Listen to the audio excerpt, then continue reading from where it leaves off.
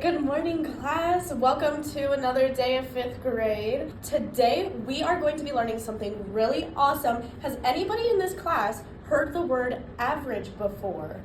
You have? Okay, awesome. So we're going to be learning how to find average in a set of data. But did you know, actually, in math, we have 3 different kinds of averages. We have mean, median, and mode. So we're going to learn a bit about what each one of those means.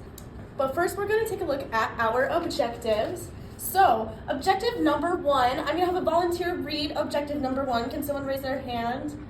Okay, go ahead. Awesome, yes. We are going to be able to tell the mean is by adding all of the numbers in our set of data and then dividing it by how many numbers are in that set of data. All right, would you like to read the second objective? Okay, perfect, yes. We're gonna find the median by ordering all of our numbers up from smallest to biggest and finding the one in the middle. And then our third objective, I'll go ahead and read. You will be able to identify the mode by seeing which number appears the most often. We're gonna have a fun little bit activity after I do some instruction. For now, we're just gonna have our listening ears and our quiet mouths while I show some examples up here. Then after that, we'll jump into our activity. All right, so mean. I like to think of mean like the mean teacher is going to make us add all of it up, and then we have to divide too. She's making us do so much work. Our mean teacher is gonna make us add all of these numbers up. So 3 plus 7 plus 7 plus 10 plus 13. Does anybody want to raise their hand and tell me what they think that might be? Yes, you're right, it is 40. So now the mean teacher made us add it all up. Now we also have to divide. So we're going to divide 40 by 1, 2, 3, 4, 5. Because there are 5 values in our set of data. So 40 divided by 5. Right, it is 8. So our mean is 8.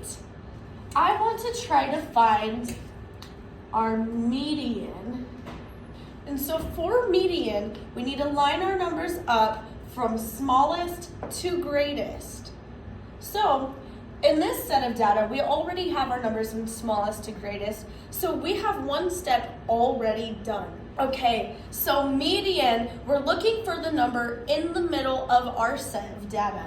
So since we have it all lined up, we are going to take different color and we're going to cross whatever we do to one side, we have to do to the other side.